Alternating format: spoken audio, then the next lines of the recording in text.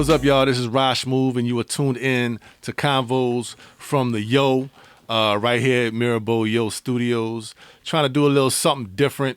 Been doing a lot of different things lately. Started up a new little project called Live Mixtape, and the first artist that I featured on a live mixtape was no one else other than Jameel Na'im X. So we got him in the studio today, and we just gonna talk about beats, rhymes of life, and whatever else comes to our mind. So, what's up, bro? How you doing? Doing good, man. Trying to stay positive, stay focused. You know what I'm saying? Word. So, for those that haven't heard you, the man is nice. He got a great voice, great delivery, lyrics is on point, and he makes his own beats.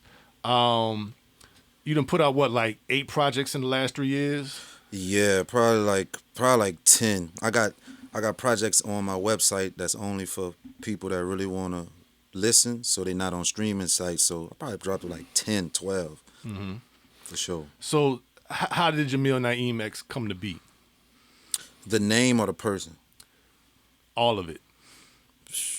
Man, it started off as Cypher. That was just my little street name, and then like I started looking at it like, why go by something that ain't really, I just came up with that name. And I said, I'm gonna go off my regular name, Jameel Na'im, and I'm gonna take my last name is Williams. So I was raised like as Muslim with my dad, so I said, you know what, I'm gonna take the Williams off and I'm gonna put the X at the end.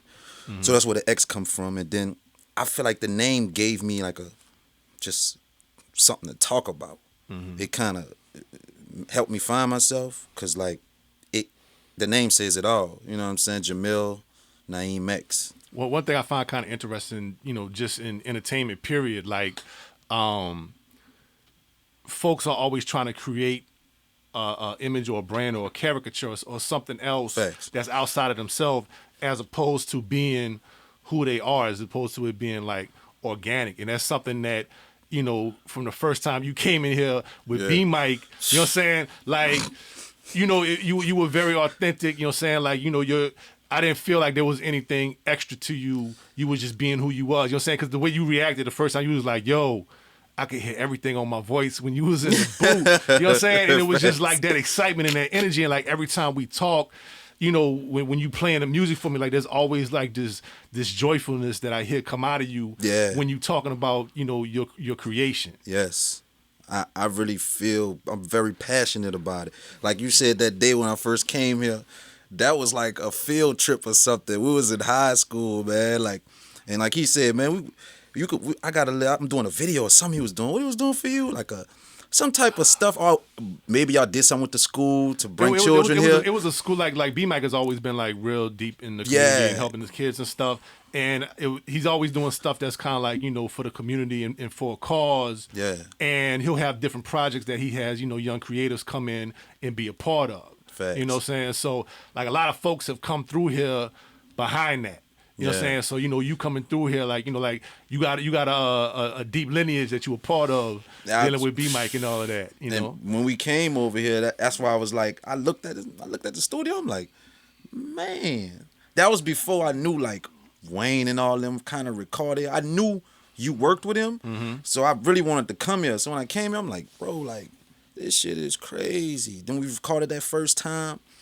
It's like the fucking... Because I've been recording and trying to make beats myself before that. So when I came here, it just gave me a sense of like, man, I need to like step it up with the quality and everything. Like, because when you rapping on your mic, it's like... I would definitely say, though, I don't think that you've been trying, like you've been doing it. You know what I'm saying? Like, I haven't heard anything from you that's like whack. I appreciate you, bro. It's dope. And, we all start somewhere. Like, the first time I started recording was in a closet with a sock over the microphone for the pop filter. Yes. You know what I'm saying? So, but that's what, like, how you came to be, from those early times when you first started, like, recording, like, what were you working with? Like, how were you able to create when you first started getting into it? Man, when I first started, I could remember vividly, like, it was just started off as writing at first. I wasn't producing because I looked up to Tupac. So I was just writing shit that I didn't live and all that. But then I got out of high school, and my dad had got me like this like, I don't know if it was an MPC or what, something it was, and I took it. Then I was like, I need something to add with this, which was another mixer with it, but a beat machine as well. So it kind of gave me, I had to stack it up, boom, boom, boom. Then I started just chopping samples and shit. The shit sounded so stupid. I used to play piano. You know, you could play the MP, like the piano on a keyboard for like the computer. And I used to work on Fruity Loops, dogs. Fruity Loops was the easiest to teach you how to make music. But then I switched to Mac, and I had to switch my whole process. I had to switch to Pro Tools, and Fruity Loops wasn't integrated with it. So then I had to like find my own little style. I think that gave me a sense of mixing, because Fruity Loops, your shit kind of sound mixed already. If you know what I'm saying. It's like they got a pre-filter in it. And it stop your music from bleeding and all that. So when I jumped off of that, I had to take everything on myself, like limiting. I had to learn what the hell a limiter was. I had to learn what a compressor was. It wasn't just music, like just, okay, I'm gonna fuck with this shit, like, let me just rap. I had to really perfect it, because it sounded stupid without it being perfected. You know what I'm saying? And when I came to you that day, it let me know I had to do more perfecting too. You know what I'm saying? From hearing that quality and just how shit was coming out, like I had to prove myself or something. You know what I'm saying? To myself. Well, I think you've been proving it. Man. What, as far as like your musical influences, because, you know, you from New Orleans, and, you know, we have a lot of great artists from the city. You know, some have made it nationwide. Yeah. Some people ain't never made it out the city limits. True. But they've had a big influence on who we've kind of like become as artists. Like, who are some of those people that have influenced you and influenced your sound? From the city, or just worldwide, just the city? I mean, both. I say Tupac for sure. Tupac for sure. Like literally, like my dad's 65 right now. He was listening to Tupac at 50 years old. Like that dude was like 20 when he died. But him, Tupac, I ain't even get on Wu-Tang till later. Like that's the funny part. So I say Tupac, man, just really Tupac. Soulja Slim, yeah. The LimeWire era, Best Share and all that. I was downloading so many Soulja Slim songs. Man, it's so funny because people probably don't know about this dude named Chaotic. You know Chaotic? He used to rap with Soulja Slim, Cutthroat. Man, that dude was nice. You know, many people don't know that. But this dude named Chaotic, and there was one more dude from, this city people really, and Lil Derek, niggas like that. Like, and he ain't really get that much notoriety, but in the city, we knew who he was. You know what I'm saying? There was an impact. Yeah, that was an impact. That was like y'all lived through that moment. See, I came when he died and all that. So his music. I've been around for like I remember, you know, because we used to do parties and stuff at Rhythm City. Damn. You know, right out there and all of that. Like, you know, there's been a lot of different eras to like New Orleans hip hop. It's been interesting to watch. You know, what I'm saying I'm really excited about the new crop. You know, saying the creatives that's coming out. Like, I really feel like New Orleans is kind of getting to a tipping point where there's so many, you know, dope rappers and producers and everything. Like, it's gonna come to the surface. You saying like it's like you said, it's a tipping point. It's coming out the pot. Nah, that's why I say like all these artists down here, man. I know once one go, it's like that Chief Keef shit. Like when Chief Keef popped, everybody else came behind him. Everybody in Chicago came behind him. That's how it's gonna be with us. Watch. One dude gonna come through, and then everybody gonna just start grabbing artists from down here.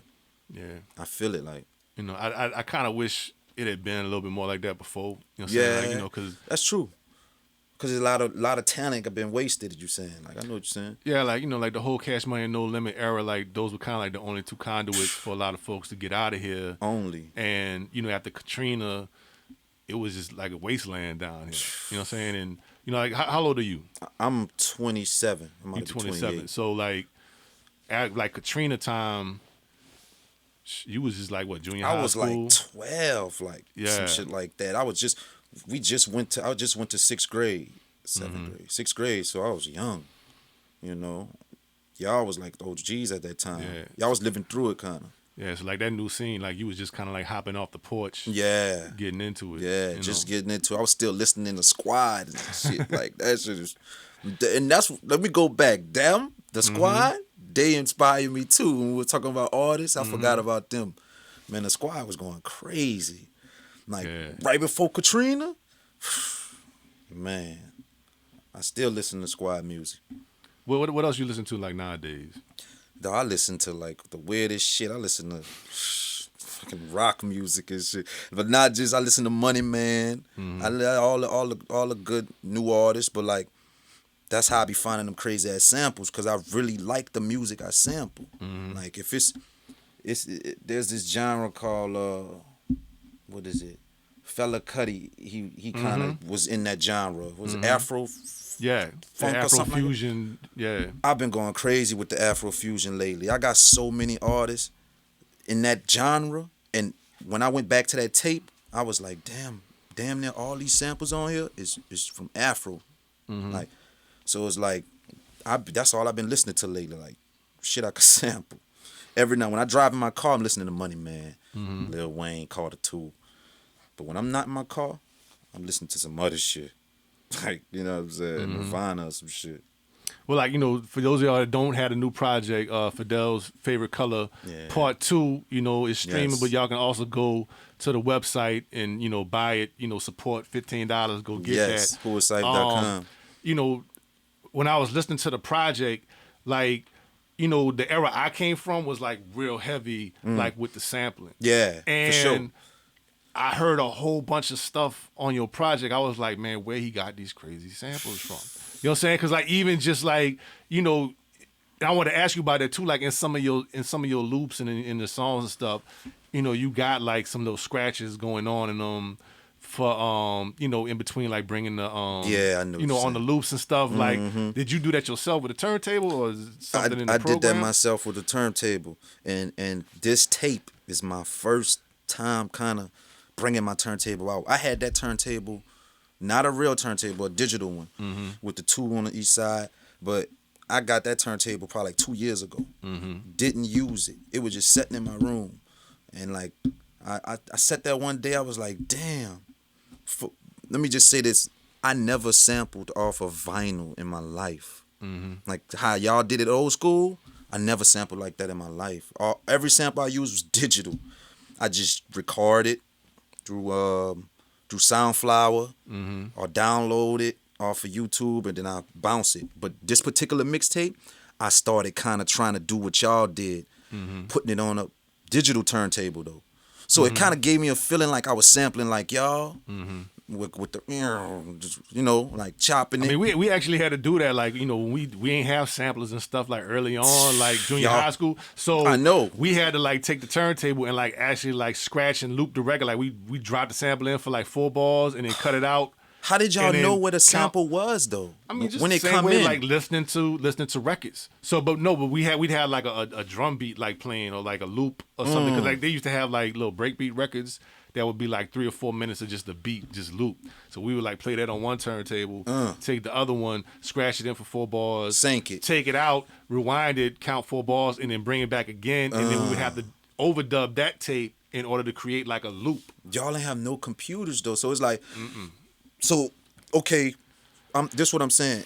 The certain part on that vinyl that you want to sample, how the hell you know where to go at? Y'all ain't put like a tab or something on it to know where it's coming? Well, I mean, you know, we had headphones, so like, you know, when we would cut it out, you know what I'm saying, we would rewind it and we had it queued up in the headphones. I get you. And then it was time we would just drop it. All right, I see what you're saying. Drop it back. Y'all ain't have no computers or nothing. Nah. I mean, it's interesting because like what you brought up about, you know, everything that you've been a part of has been digital. You know what I'm saying? Like, you know, I came from an era where everything was tangible, from the vinyl to hands-on, the CDs, you know what I'm saying? Yes. Even to the fans. Like, yes. I feel like it's something interesting right now as far as like all your fans are digital. You know what I'm saying? Like everybody's fan for the most part is an avatar on social media. Yes. You know, because you hopping off the porch after Katrina, yes. like that was like MySpace times. Like, has that if at all, like affected your approach to how you deal with music and how you deal with trying to get your message out there? You saying like the approach far as this digital era? I mean, it's just like the whole the world now. Everybody is online. Like everybody has an avatar. So it's like, it used to be like when we was in the club. Yeah. Everybody was in the club at the same time. Like everybody's attention. You had to spin that record there. You know what I'm saying? To get them fans. Like. When you perform, like everybody is there. Like you touching your fans. Yes. You know what I'm saying? Like it's something tangible that you could really feel. Like you're not just doing a promo on Instagram, like you giving somebody a flyer. Yeah, like it was more groundwork. Interaction to now where like this era that we in, everything is kind of is on a screen.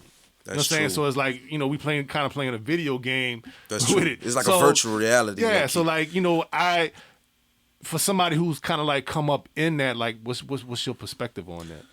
I love it low key. Like. It's just I love it. Like it's like how you said y'all had to be so hands on. Mm-hmm. It's like we ain't gotta do it. It kind of take the glory out the story a little bit, cause like it's so simple. It's just easy. Y'all, when y'all tell y'all stories, it's like man, I had to pass out flyers. I had to staple shit on light posters. Yep. Now it's like, bro, I just post that shit.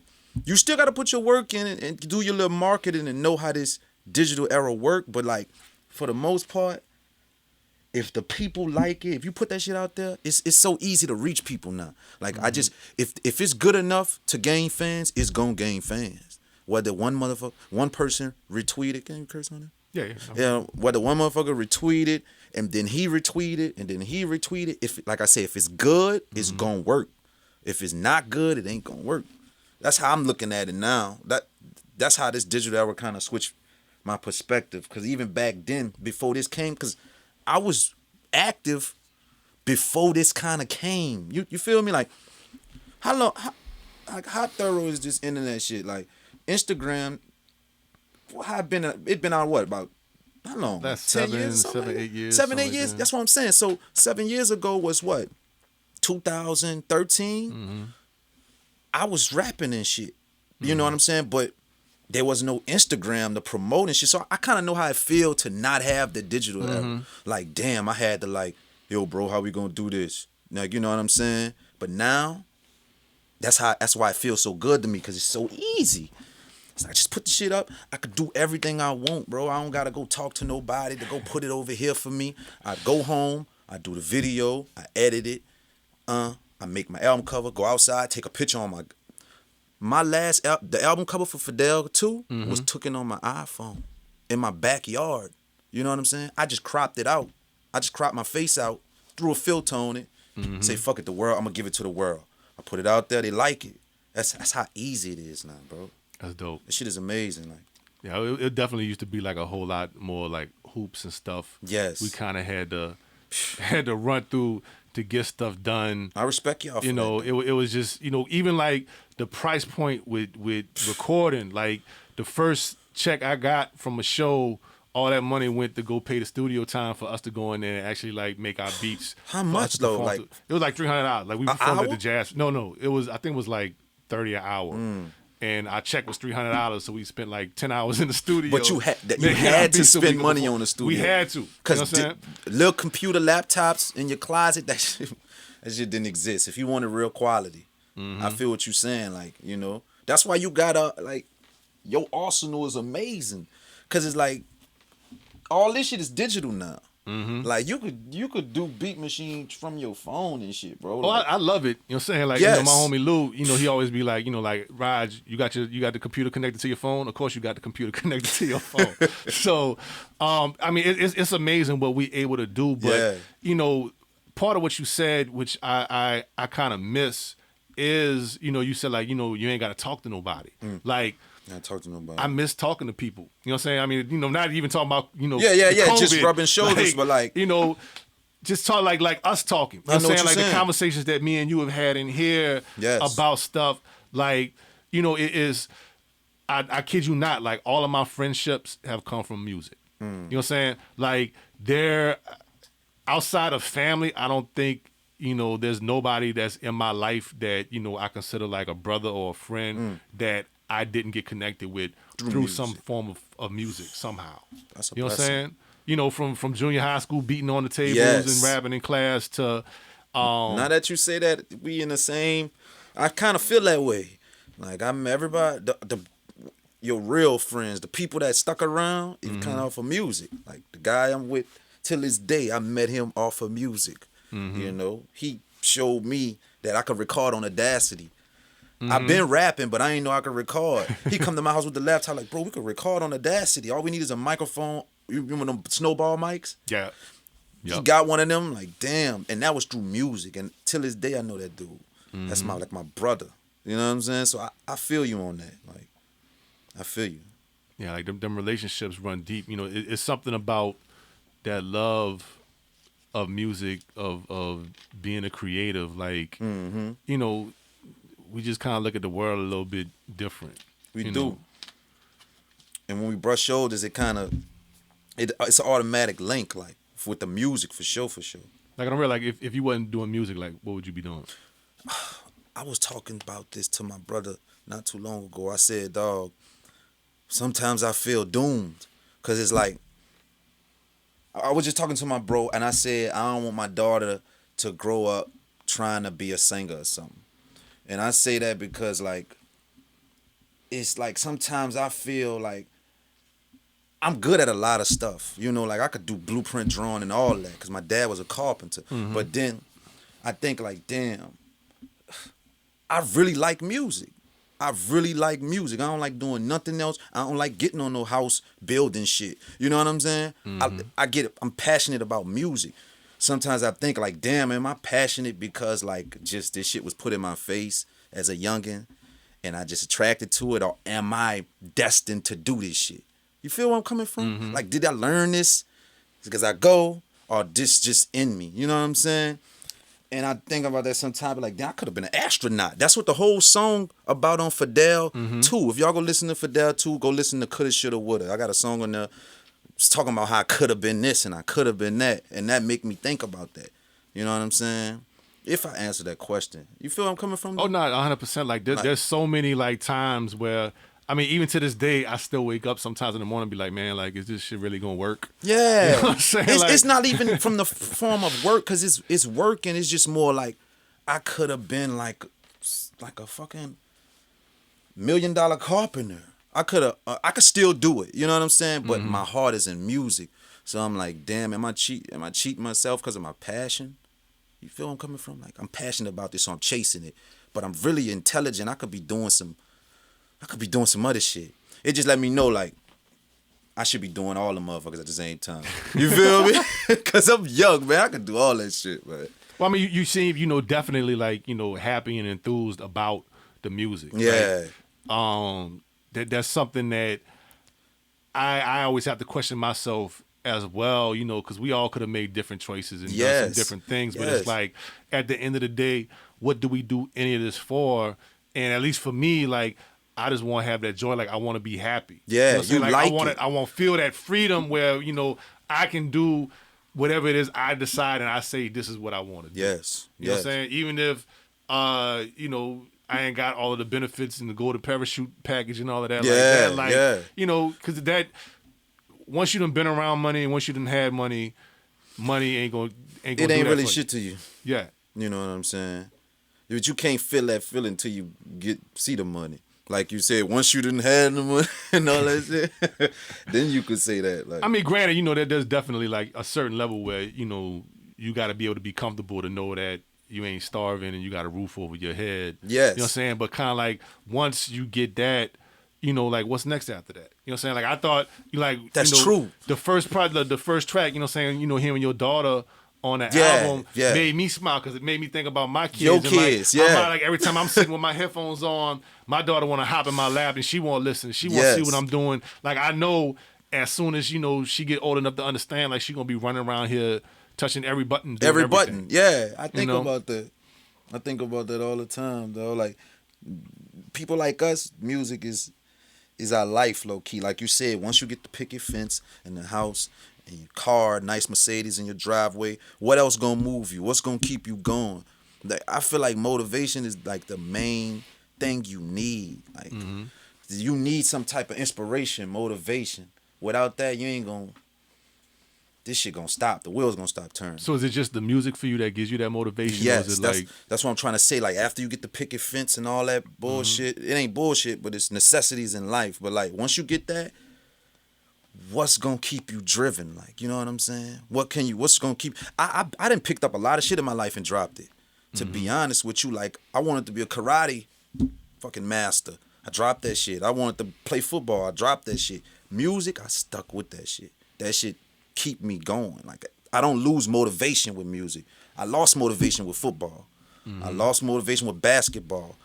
I lost motivation when like just doing carpenter work and shit. You know, going to, you know. But music, that shit keep me going, bro. What is it exactly in the music that does it for you? You know what I'm saying? I mean, you know, music is a very general term. You know what I'm saying? That's true. Like, that's true. You know, there's music as far as, you know, some people just like playing, some people just like hitting pads. Like, what is it within, like, what is the music a vehicle for you? I think the whole aesthetic of music, bro. Like, just like, I just be wanting to travel sometimes and see different forms of music. You know what I'm saying? Like me and my girl was in Miami one time, and like they had these dudes playing at the bar. Like, you know how they do it. Cuban people, they got a lot of Cuban people in Miami, and these dudes was playing, bro. I recorded it all on my phone, but I lost it. But like the fact that I took my phone out for that. You know, like, they got motherfuckers that take their phone out for the dumbest shit, or like, just like anything. I'm sitting at the table eating wings. I'm like, man, you hear this shit? I had to take my phone out, record them. After the show, I'm like, bro, where can I find y'all? You know what I'm saying? That's what make me say, like, it's the whole aesthetic of music. Like, I be in grocery stores shopping, and I hear a sample, and I take my phone out. Hey Siri, what's the name of this song? You ever did that? Yeah, like when I'm riding in the car, like I'll hear something and I'll be like, "Yo, what the hell is this?" I just pressed the button on the what's the app? Shazam. Yeah, and I'll just hold it and let it sit by the speaker. Siri do a good job though. I ask her, I say, Siri, what's the name of the song? She give it to me every time. But that bring me back to say, like, it's the whole aesthetic of music that keep me driven. Like, just me. When I hear this shit, I just want to keep doing it. Do you remember like your first moment like that, where it really kind of like hit you like, yo, like this shit is really dope? Tupac. Like, Picture Me Rolling, All Eyes on Me, all them albums. I got home videos when I was like 4 years old rapping Tupac shit word from word. You know, I think that's when I, like, cause it ain't stopped till I used to go to school rapping and shit like it was my shit. Like, you know what I'm saying? Nigga, like, man, that's Tupac shit. Like, I'm telling you, bro, like, that's probably a time, like, hearing, like, Picture Me Rolling. Or, like, Lord Knows, when he was like, what he said? From this gang banging, homie died in my arms with his brains hanging. It's fucked up. I had to tell him it was all right, but that's a lie because he knew it when he shook and died. Shit like that, I don't know why it appealed to me so much because I wasn't living like that. I'm like, what, 10 years old? Tupac definitely, like, he one of them artists that like has something that, you know, because I was, you know, I'm definitely, if when it comes down to it, I'm Team Biggie. You know what I'm saying? Like, everybody's like Biggie or Pac type thing. But like, you know, I remember the first time I saw Brenda's Got a Baby on UMTV Raps. You was my age now, probably, right? I was in high school. Like, you was about 19, 17. Like, I was younger. You was younger, like 16? When the first time when Tupac first verse on the same song Digital Underground, I think I was like a freshman in high school when it came out, and this is how hard I was on it though. I used to have like the hoodie, the gray hoodie, whatever, with the pocket in the front, and I would have my Walkman, and I had a hole in the hoodie so I could run the earphones ear springs so they won't be all in the front. So I could be listening to it in class. And, you know, like Tupac verse on that song, like, inspired not clown around, want to hang around with, like. Yeah. See, that was yours because that was kind of your first, but the albums. But I'm saying, like, the first time I heard him, I'm like, yo, he that dude. He wasn't even there yet. So you caught him when he was At that time, because like, I'll be watching interviews and like Tretch be talking about like, him and Tupac was like they used to be like carrying the bags. That's the Naughty by Nature dude, right? Yeah. You know what I'm saying? Like they used to be like carrying the bags and stuff. Yeah. And, I seen Tupac ended up, getting the verse. And then after that, like, Brothers Got a Baby, it's strictly for my niggas. And then, like, when I was in college is when that, the Me Against the World came out. Like Death Around the Corner, I think is like my favorite. Death Around the Corner song. is the greatest. That's the one I really wanted to say. Like I see Death Around, even how it come on. Oh my God, I say, and you know what sample that is? That's Winter Sadness from Kool and the Gang. Mm-hmm. When you go to the end, you hit. I say, damn, whoever did that beat. I think that was Easy Mo B did that. He blended that beat beautifully because I didn't even catch that till later when I was 25, bro. Like, damn, that nigga used that sample and chopped it like that. He just kept repeating it. But he put other shit on top of it that made it feel like it wasn't repetitive. That was genius. That album to me, because I felt like that was, when we first kind of like started talking about like, being authentic and being who you are, I felt like that was Tupac. Yeah. At the peak of him being essentially who he was. Because, like, after that is when he got with Death Row, and then, like, there was a whole different influence on him. Wasn't that Me Against the World, right? Death Around the Corner. Oh, yeah. Definitely. You know what I'm saying? Like, that album there. He showed. After that, with the All Eyes on Me. Now, don't get me wrong. All Eyes on Me it's a classic. Hit. But I know what you're talking about. Tupac. I tell that to Streets all the time. He said, because All Eyes on Me was a double disc. It's like, come run through. Even the intro on the second disc, that's that niggas can't see me. Mm-hmm. Come on. But it's like, you got so many tears. Mm-hmm. You got, If I Die Tonight, that's on Me Against the World. You got the one we was talking about, Death Around the Corner. That's for a short amount of songs, you got to give it to him. See, All Eyes on Me, he just went overboard. He drew all type of shit on there. Because he was trying to get out that, the deal and shit, I think. But, like, that Me Against the World, you could tell he wasn't trying to go overboard. He had a set agenda, like, what he wanted to say on that album. And when he got done with, how many songs there were? Like, 12? He had about 16, 12 songs on there. It was crazy, dude. He must have said, it's done. I like shit like that. He must have said, yeah, this... Also, I mean, too, that was kind of like that era where, you had a solid album and that was it. Yes. It was, when he put out that double disc. He was the first one to do it, right? Nah, they had folks that had put out, like, it's crazy because, like, you have some folks that wasn't really popping or famous like that. Doing that was putting shit. out double CDs. But he was the mainstream cat that kind of did it. Like, I don't think Too Short of them had no double discs and shit before that. I don't know. But he definitely, like, the amount of leverage and weight that he had as an artist at that time. He put it on the forefront. He was able to do it. And, a lot of times, like, double discs start getting kind of long. You know what I'm saying? But, like, Tupac could carry something like that, Now, you can't do... Well, you could do it. Yeah, you could do it. I don't know. Like people's attention span... 3-verse songs, that shit is over with. Kind of long. It's kind of short now. I mean, but I think, like, what you've been doing, like, with your project, like I said, you done put out a lot of different projects. Like what in 2020 you had 2020 I did three about projects you put out. I put about 4 or 5 out in 2020 because I got tapes that's on my site that people don't even know. I drop, but they only on my site for people who really want to listen to me. So it's like I put shit out on the streaming service, about 3, 4 of them. I think I did 3 of them, but I got 2 on my site that I drop only for the people that fuck with me. With all of this, all of this stuff that you putting out, like, if you could look into the future, like, what you think your legacy is going to be from all of this? Man, I don't know. I don't know. I don't even like thinking. Like, I just kind of work and let this shit do what it do. I don't really.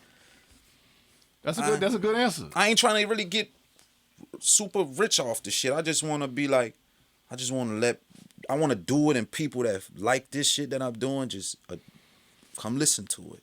That's really all I want. I know whatever come with it, after that, I'm prepared for it. You know what I'm saying? Like, whatever come with it, the trophies are, if that shit come, I'm cool with it. But all I want is motherfuckers to really just listen to this shit and be like, damn, you heard the nigga said? Like, you know what I'm saying? Like, damn, your nigga chopped that shit. Damn, how he reverse it and make the, that's all I really want. Sport of Kings. Yeah, that's what I feel like. You fall in love with that first, and then all that other shit, you got it. You know what I'm saying? That's how I look at it. Well, shit, I definitely look forward to hearing a lot more of that from you. I look forward to doing a lot more with you. No, we already got the 06 Weezy under the belt. Oh, we got the live mixtape done. They just don't know. Yeah, it's gonna be a lot more that's gonna happen. Shout out to Mac. For even introducing us. For the second time. Yeah. To make a lot of this stuff happen. So, anything else you wanna tell the people?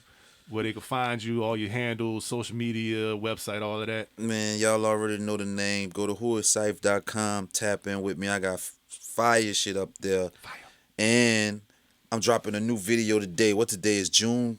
No, today is January. 10th. January 10th. Yeah. I'm dropping a new video today. So, like, if you hear this interview anytime soon, just know a new video out. You know what I'm saying? Tap in with me. OTB. That's what's up, yo. Convos from the Yeaux. Appreciate y'all. Stay tuned. Follow me at Raj Smoove, RAJSMOOVE, on all your social media, Twitter, Instagram, Facebook, all of that. And we're going to see y'all next time. Appreciate y'all. Peace.